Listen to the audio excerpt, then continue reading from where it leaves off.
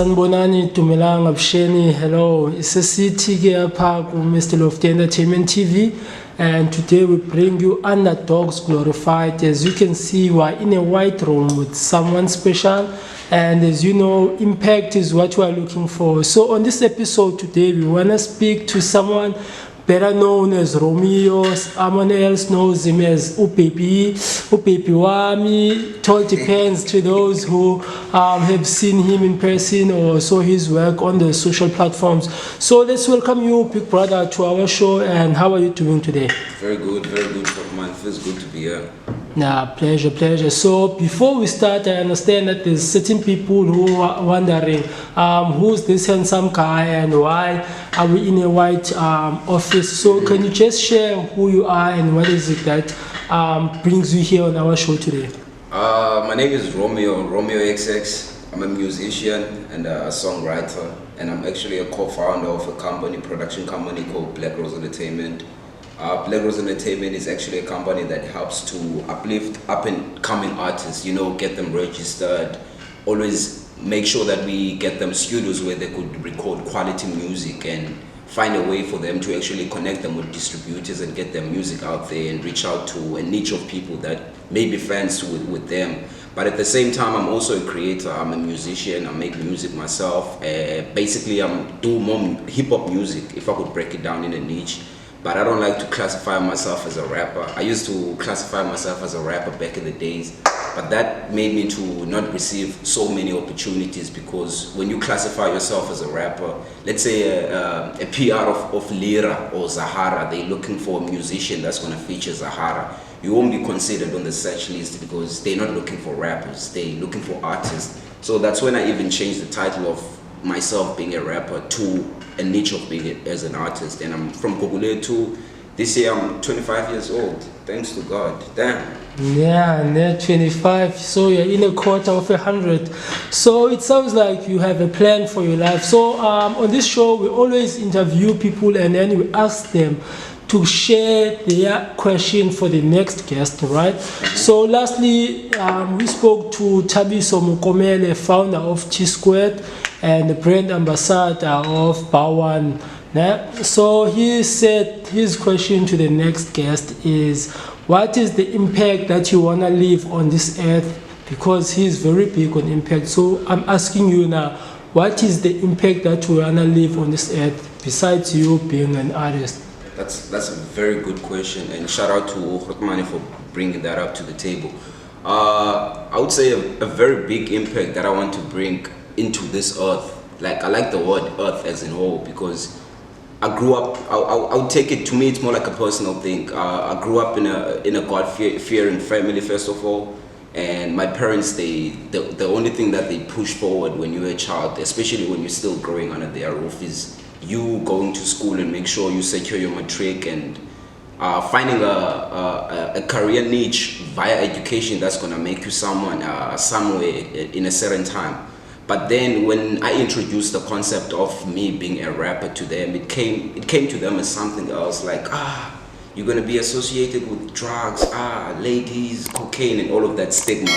But then throughout the journey, I've found ways of actually proving them wrong. Some of the things that I do, especially some of the milestones that I accomplished in my music, it was a matter of me trying to show my parents, this is the route. This can actually make me money that I could live for the next generation. And to an extent that I carried myself as an entrepreneur artist, where I speak the coin of music, whether you're doing hip hop or whatsoever, there's still business involved in it. And we must not shy away with the fact that the business side in the music is more broad according to the talent itself, because you might have a talent and be doper than Eminem, but you might be sitting in the hood and not making a cent revenue with your talent, of which it needs the business side in balance to actually get you out there. So to me, it came as the niche that I'm actually the type of artist that wants to leave behind that stigma.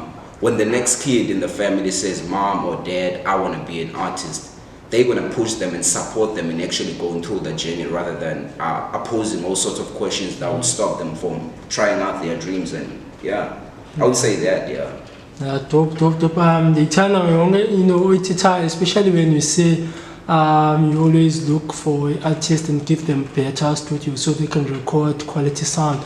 So the main question is, why are you doing this? Because you can do everything else in the world, but why did you even choose to look after these young ones who are in need of such studios and other things?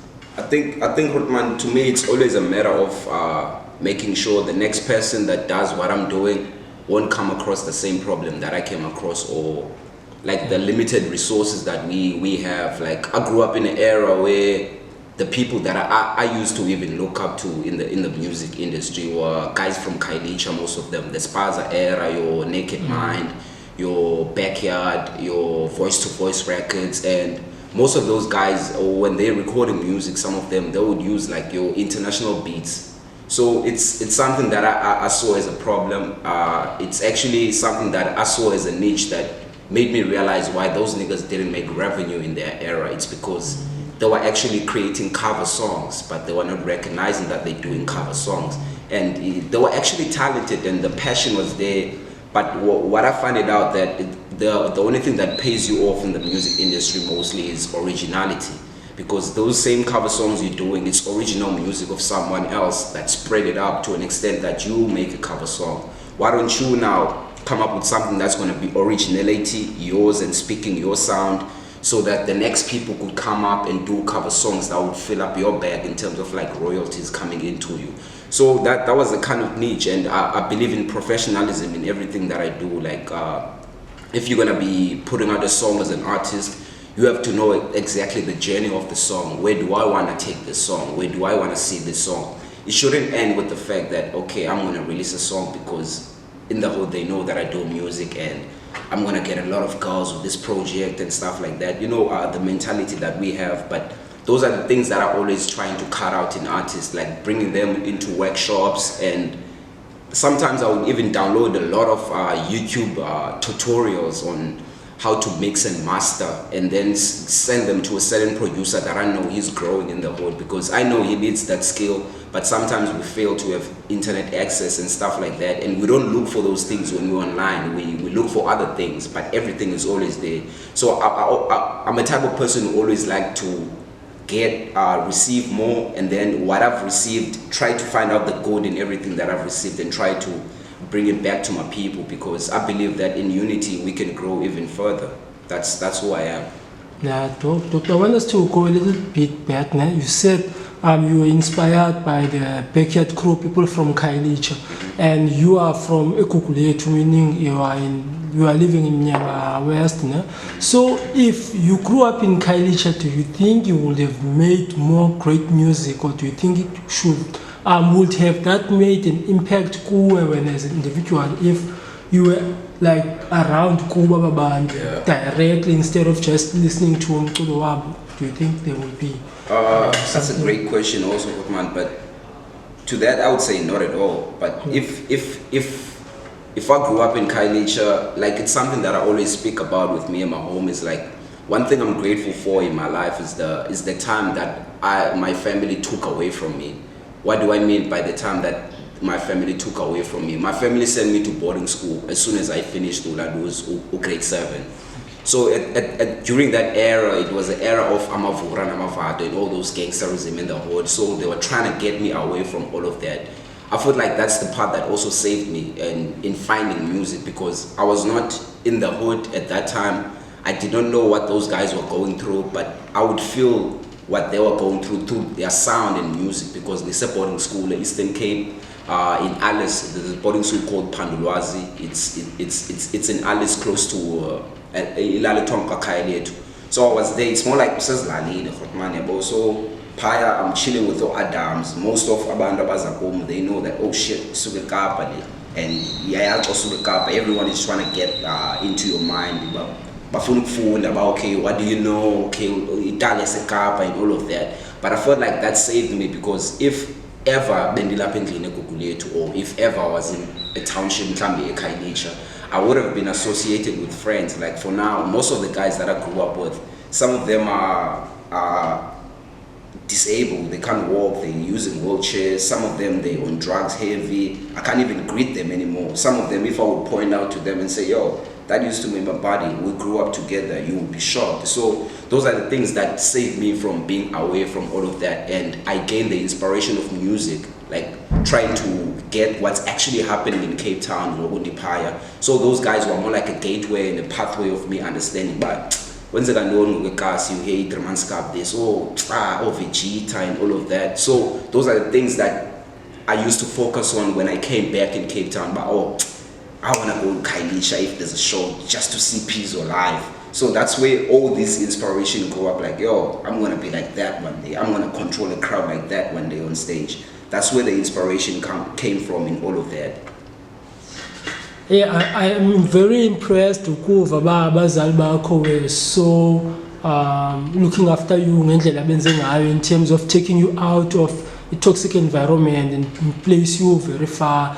And luckily enough, you found inspiration and love of music where you were, like Eastern Cape. You understood different kinds of mindsets, and then you came back up with knowledge and more of two different parts of the world. Then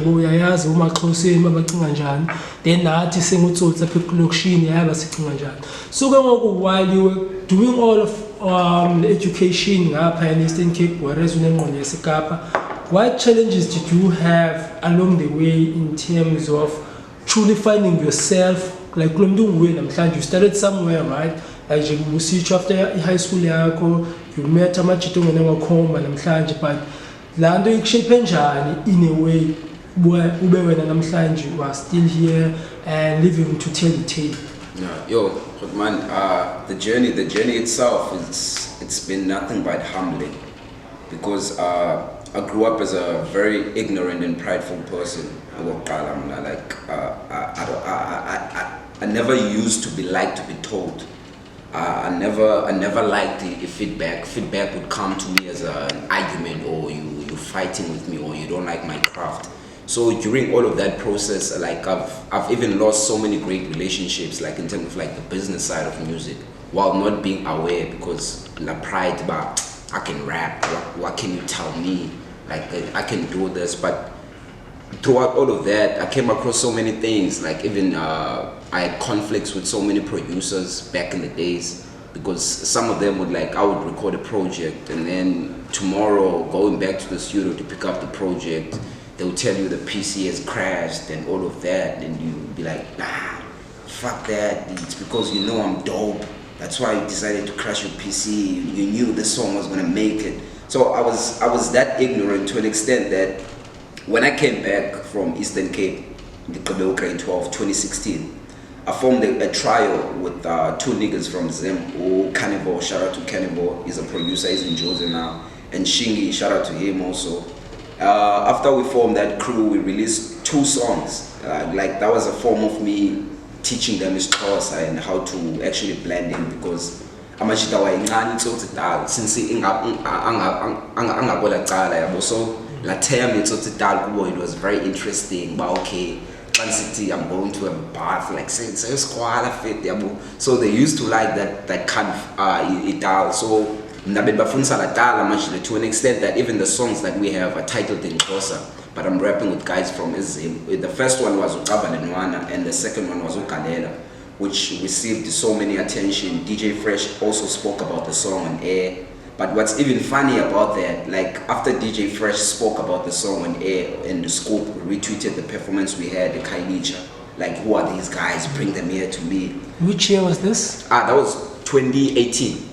2018, 2 years later I came back from Eastern Cape, the graduated from grade 12. So after we did that performances, Scoop made it more bigger, because when we retweeted the whole performances, there was an event there. Shout out to Ulandu Lyrics, by the way, Ulandu Lyrics for hosting that event with his team. Big ups. After someone shoot the video of us while we were performing, and then they put it on Twitter. So Scoop came across it, and then he retweeted that, and he was like, yo, who are these guys? Bring them here to me. So what happened was, one of our homies, like Shingi, he went behind our backs to register the song. Yeah, but that was one of the things that made me to even open a company, like why I'm so emphasizing the fact that artists should get registered and get their things in order, because you come across so many things in the music industry that would even make you take away your life or make you go through anxiety and depression. But what the nigga did, he registered the song behind our back as his track. Bear in mind, he had a manager of his own that we were not even aware about as a crew, but he had a manager of his own personally as an artist. So after he registered the song on his own, there was a mention party that was happening in Camps Bay, hosted by Zino D. Zino D, shout out to him. Zino asked Shingy to pull up as a guest performer because he also saw the video, and Shingy was retweeting the video like, yo, text Scoop and tell him I'm here, and the song is already registered by his name, so it's more like his track now. So he received also that gig. When I saw that gig, I was like, oh, flip, we're gonna perform at the mansion party. This is big, Zino D is hosting and we're gonna be there. But the homie never came through to pick us up. He was an Uber driver at that time, so he was more like our reliance when it comes to transport and going to gigs. He never came through. We waited at the studio the whole night, he never came through. The following day, he never came through. 3 days later, after the mansion party event, I received an email saying that I'll be receiving a 15% portion from the track that is registered Galela. And then I rushed to the studio to show Carnival because he's a composer. So I thought he was the one who did all of this because he's the one that came up with the beat. He's the one that produced the song, mixed and mastered the song, and he's the one that acted as our publisher because he was the one that was very far ahead of us when it comes to his ways of SoundCloud. Mna stuck okay, if mculo wakho uqasi MP3, you done, yabo. Ngikabikho aware ngezinye way. Like shout out to him for also teaching me a lot though. Like man, like I asked him, dog, what's happening? You don't 15% for what? I wrote the whole hook and I have the whole verse. What do you mean 15%? He's like, yo, bro, I was meaning to talk to you about this. I got this email also.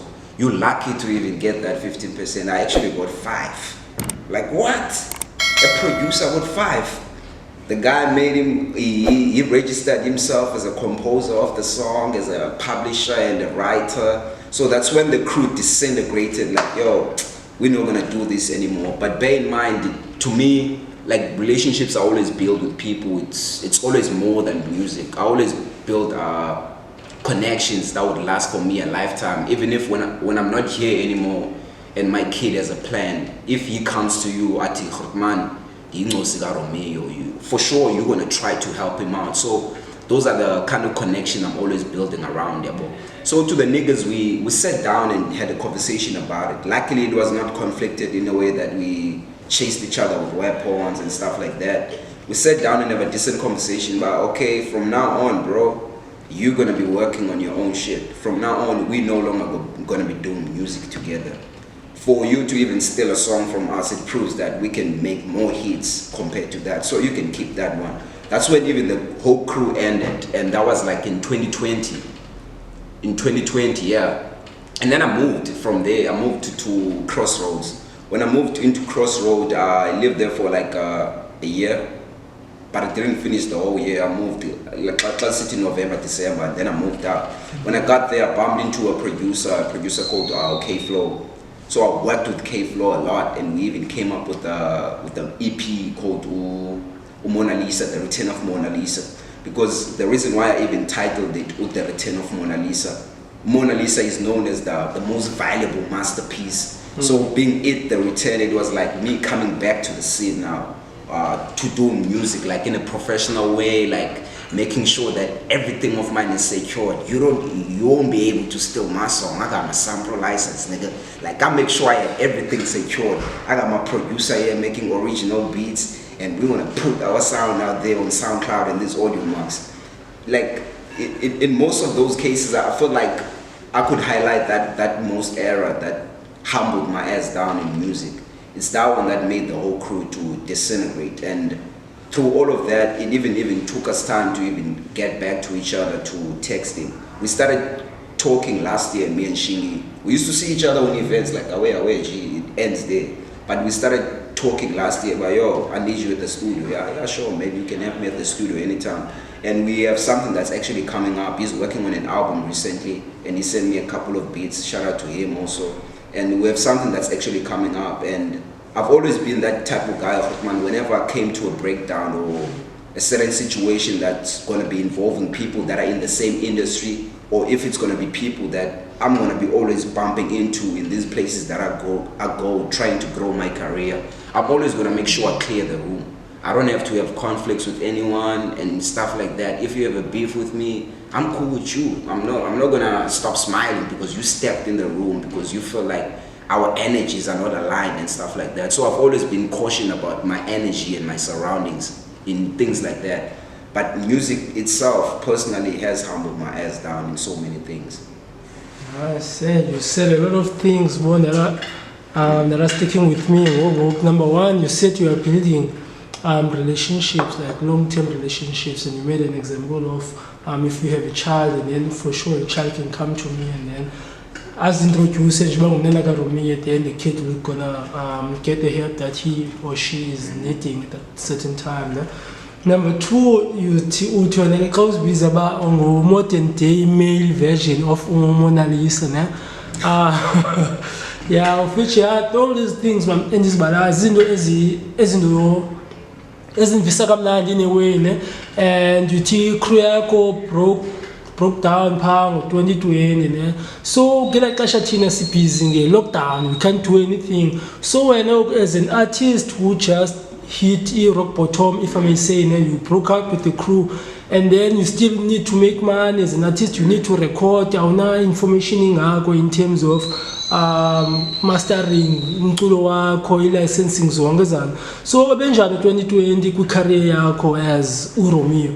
I would say for me personally, like, despite everything that was happening to the country and the world and the pandemic itself, for me the pandemic came in as a blessing, man. Like how in so many things and so many milestones that I could point out now, everything was triggered by the pandemic. Because as soon as the pandemic came, that's when as a musician or as a creator you realize, oh shit, I don't have an opportunity to make money anymore. I can't secure the bag because your bag is outside. So if people are not going to be coming up and filling up a show with 100 of people, you have a limited number of 30 or 40. That's a limited bag for you. So you got to find other alternative ways. But the alternative way that I took, it was more like, it's a first option way basically in everyone that's trying to make a living out of music, which is try to secure maybe some smaller job, but okay, even if I'm getting $200 a day, I'm gonna put it in. Like you, at the end of the day, that doesn't define you. Like even in Village, like Philippi Village helped me out throughout that time. Like especially Skynest, there's a man Tapura owns Skynest. It's an internet cafe, and shout out to him, Hotman, also because the song I spoke about, the first draft of the song and the originals were recorded at Kailicha Studios, Kapaling Studios, where Ulandu's Umiz recorded the song Count Your Blessings. Shout out to Oprah. So I used to be there at internet cafe, like to spend time, because the only access I had to the internet was there, and with mana for free, and namali, lockdown, you can't get any job quickly. So the only access I had to the internet was going there, Skynest. And via Skynest, that's where I bumped into like emailing those niggas, because we know that we can't meet face to face. So the only thing you have to be very flexible at is your social communication. So that taught me also that I started emailing Emotion PD after I recorded the EP Ulandu's The Return of Mona Lisa and K-Flow. Emailed Emotion PD about, yo, we got this EP out and we looking for a guy that's gonna handle music videos for us on any of the songs. And shout out to Ubi, he liked the song called High With You there on the tape, which is track 4 with Ujesi, female vocalist from Crossroad also. He liked the song, and then he emailed me back by, yo, we can actually work on this song, but we have to do it fast before Ilandu's and a 21 days lockdown. You still remember the 21 days lockdown? Everyone thought like it was the end of the world. So Nopili was like, yo,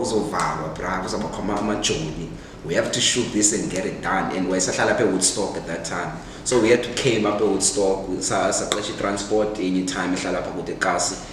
And shout out to him also, he didn't charge us a single cent, but because he knows what we're doing in the hood, like we're there's something they're actually looking out for rather than Moshabana Pekas and his ways and the guy. So he actually took us there to Motion Billy's place, and then when we got there, it didn't even take us that much of time to break down what the music video is going to be like, and everything was shot and complete. And after that, I felt like it's the sparkle that triggered everything, because after we got those visuals shot by Motion BD, that's when even features started to come in from close around, from Inyanga, features from the artists as Inyanga, from the artists as Gooks, and that's where the extra bag used to come in, because it's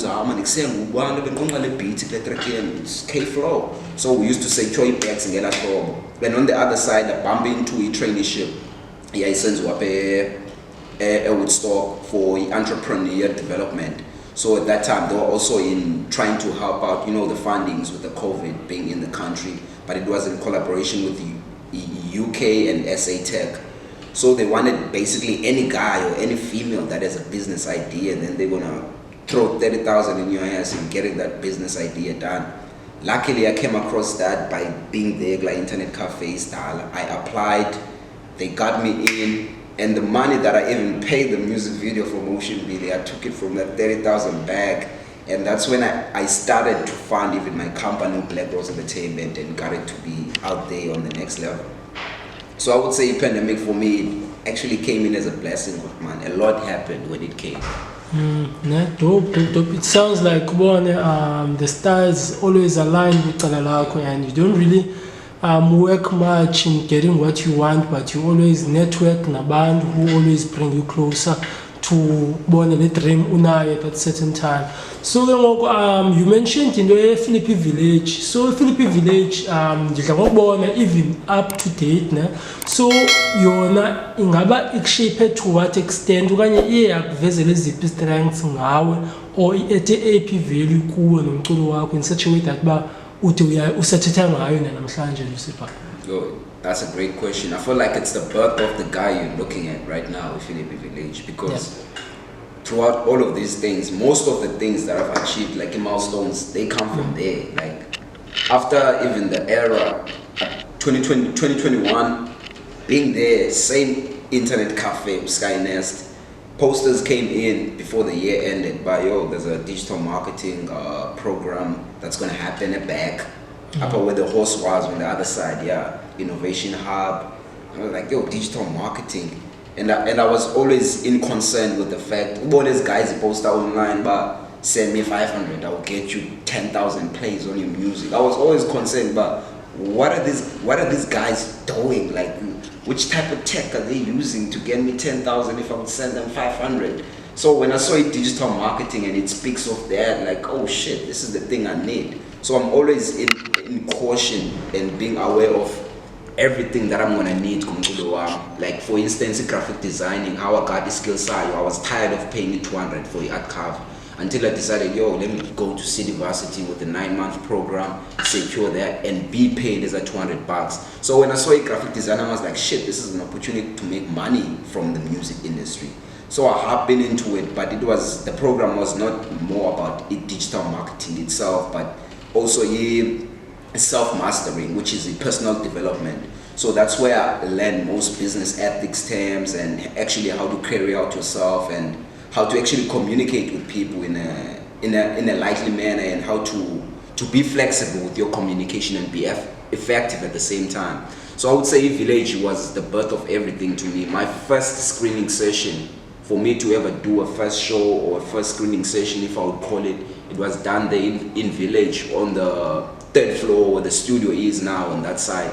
That's where they gave me that floor to do that also. Like I've been in collaboration with them in most things, and after the graduation from digital marketing, the program, they asked me to help them out where the lady was introducing a farm there, which is called Philippi farm. So I had to do graphic designing for them, designing landing pages, and I bought the domain for them. In terms of the website, we didn't get that chance to go through the process because she had to fly back to Brazil and stuff like that. But I would say Village has been the core of everything. Boom, but like even what there's shows that are happening there called England. So now I usually go there to like express myself out whenever I feel like I want to be around a creative space. Philippi Village for me is the place to go, especially when you're from the hood side. Like I would say, when you want a peace of mind or a breath of fresh air where you could think out and be at your business plan mode, I would say Philippi Village is the place to go.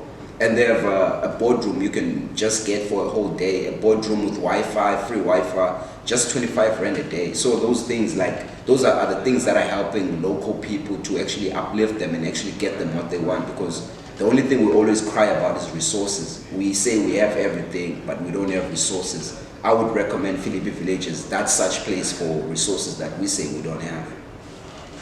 Yeah, I'm so happy that we had this type of conversation, yabo. And the more the more uthetha nge-achievements zakho ne-plans onazo for the future, the more ndiya-understand about as abantu abaphuma ki-environment efana nelokishi like i-townships, we face similar problems because of i-environment yethu is pusher into a point yoba mina I want to be the change bona production, or I want to be the mentor abanye abantu bengenayo in life, you understand? So wena kangoku ukwi music industry, uyi-artist, you understand, you are doing a lot of things, and then who knew ba someday umculo wakho can be ubone kwi-series ekuthethwa ngayo even apha eMzantsi as a country, you understand? So for sure umuntu ezobukela apha uzazibuza ba wena uhlamba ngantoni ezibabe nisitsho kuqala yabo izinto ezinjeya, like zeziphi incwadi ezifundayo if zikhona izinto ezifundayo. So kwi-stage okuso ufuna ubiza abantu babe kuso nabo ebomini. So zeziphi i-secrets wena unazo for bona, okanye zeziphi izinto ubacebisa uba mabaziqale uqala namhlanje and kusaqala nonyaka okomncane? So what advice words do you have for such kids? Like to start on the first question, but like Hotman, it's very simple. I don't there's no pink water. Just to get that one clear, there's no pink water, guys. Everything is just genuine and out of passion and energy constructed. Like Hotman, I read a lot of books. If you would go to my place now, next to my bed, there's a lot of books. And even now in my office, on my desk, there's a lot of books there. Like I believe that old and valuable and rich information is on books in nowadays, more than the internet. The internet is too destructive. You might be reading, yeah, we can read PDFs on the phone, but while you're reading that PDF, pop-up notification on Facebook, babani, reacting on your profile picture, and it's the chick you like, and then you start stalking her again. But having a physical book itself, like it's very important, like to give your time. It doesn't mean old books you find them this big, but it doesn't mean that you're gonna read that and get it done. Just trumble whatever page you find into. It's gonna open another source up a way, and then you're gonna start to realize other things. And another thing that I also mentioned is like I'm a firm believer of the universe. Whatever I want in my life, I speak it out, and I make sure I keep on thinking about it. I believe in a saying that says, my enemy is my mind, because whatever I think can come to me. So if your mind is going to be filled with a lot of doubts and passion about a lot of doubts, yeah, you're going to see your things happening, but not really happening. If your mind is going to be filled with negative things are going to happen around you. Like I believe in that way, so that's why I'm always positive about everything and everything that happens around me. And to the part that people that can get a hold of me in very easily, because man, Aniola out in Bomba. I have a team, but my team is very private to an extent that if you want to go through me, you won't have to contact the PR manager, ban, who's gonna give me the email after 4 days and stuff like that, and then you'll get an unfortunate reply after 6 days of you waiting. I'm not that kind of person. Like I'm reachable straight to my DM on Facebook. My account name is King Romeo Xx in brackets. You're gonna see it there. Instagram, it's Romeo_XXCPT. On Twitter, it's Romeo XX6.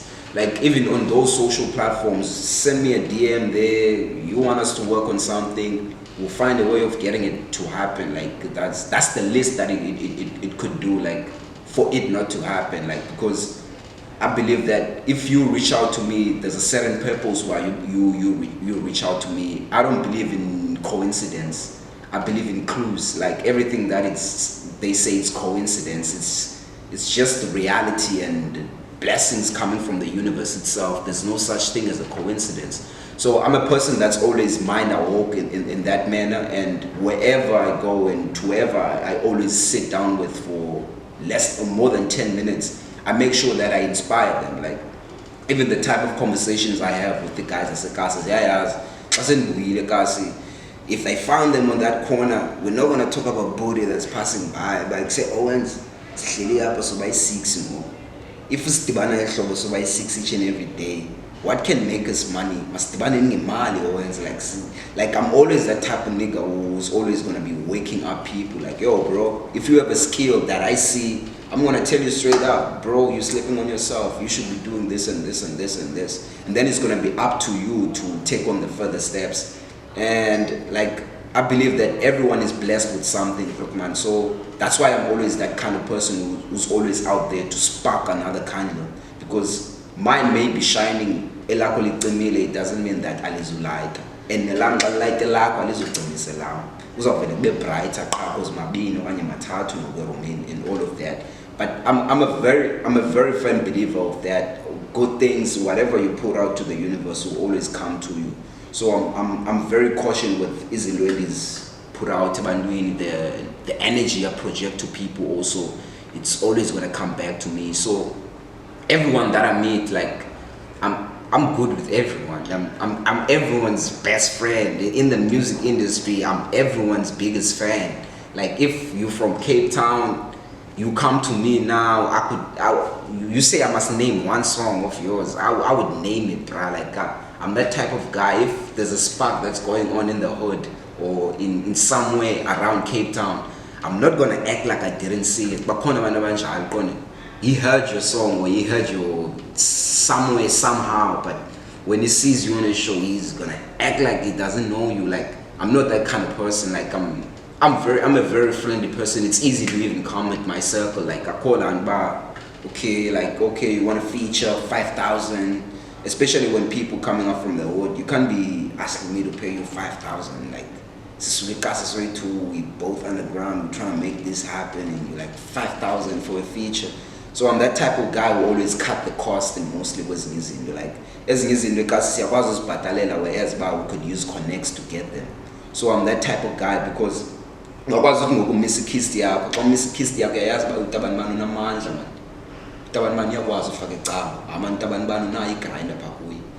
so those are the connects. But why don't we even shift that structure of the connects now to apply it in everything that we're trying to do, instead of putting money first? Like try to find in connects. Who do I know that's on the inside that can get me what I want instead of taking out that money? So it saves your pocket. Like I like to call it my my white man structure, my white man trump card. Like I like to think of it that way because I've chilled with those guys' daughters and kids to an extent that I've even brain picked how they even think.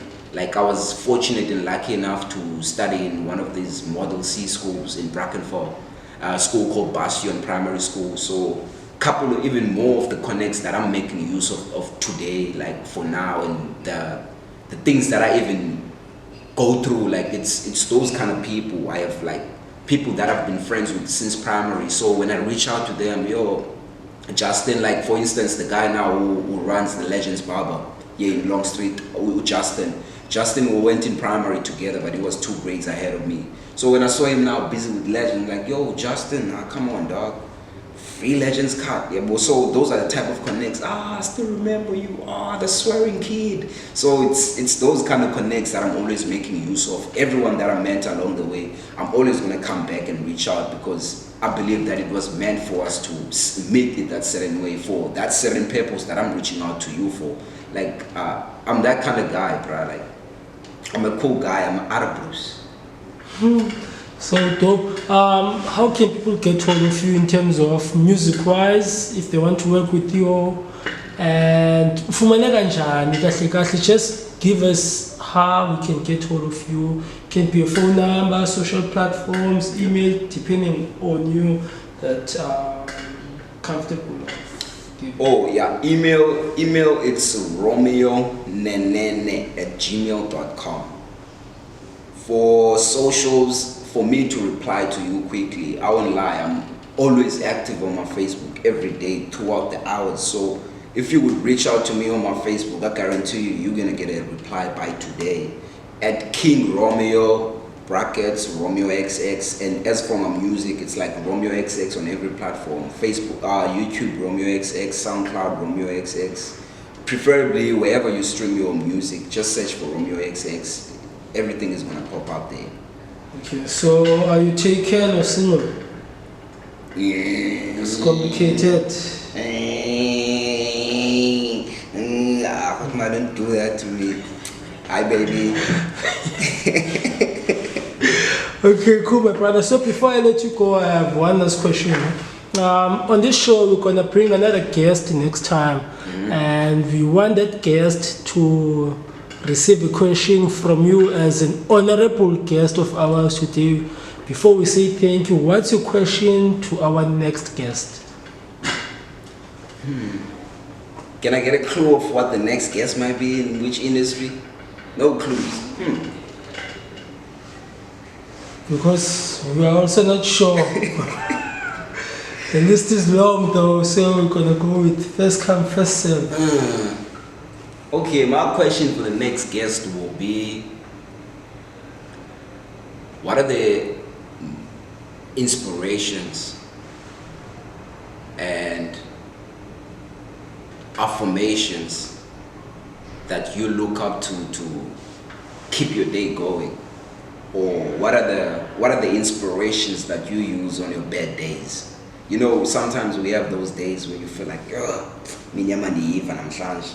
then some people, they watch these TikTok cat videos, of which I still don't know if they're still making sense, by the way. They watch these TikTok cat videos, but it helps them.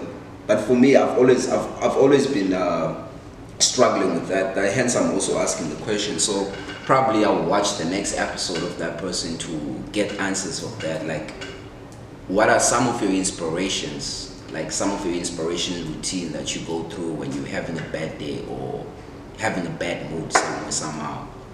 I think that will help me out a lot personally. No, dope. So to you, our viewer, we love to say thank you, Mr. Romeo XX, or King Romeo, for your time and the insight that you shared with us on our episode. It wouldn't have been this amazing and wonderful to host this episode, or to even shoot this episode if you were not here today. So masibulele kakhulu ke ndoda kuthi ba wena kuye wathatha ixesha lakho kuyinto zakho zobubhizi waqoma noma kuzohlala nathi uthethe nathi namhlanje apha ku-Mr. Loft Entertainment TV. So to everyone who's watching, please like, subscribe and share your comments below and tell us what stood out for you on this interview or conversation, so that we can also improve on our side. So we love to say we are out. Adios. See you on the next one. Be inspired. See ya.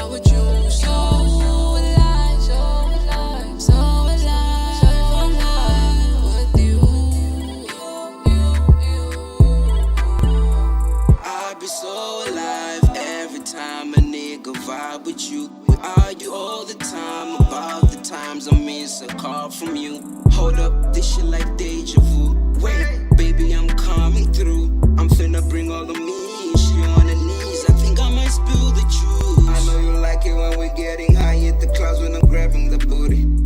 Took you a few seconds to hit the climax on cloud nine when I'm touching the body. I know you like it when we getting high, hit the clouds when I'm grabbing the booty. Took you a few seconds to hit the climax on cloud nine when I'm touching the body. So alive, getting high with you all the time. Why spending all the time with you? I feel so alive, getting high with you all the time. So alive, getting high with you, getting high with you. So alive, with you. I fell in love with you on the first day. Breaking up with you has never been the case. Vibing up with you on my birthday. I'm sure my love for you will never ever fade. I just feel a little happy when I'm with you. I just feel a little happy when I'm home. You just take my life to another level. I just escalate it to another good. What you never see, you never know, yeah. What you never give, never get back. Have you ever loved a girl, yeah? If you never did, better try that. Have you ever loved a girl, yeah? If you never did, better try that. What you never see, you never know, yeah.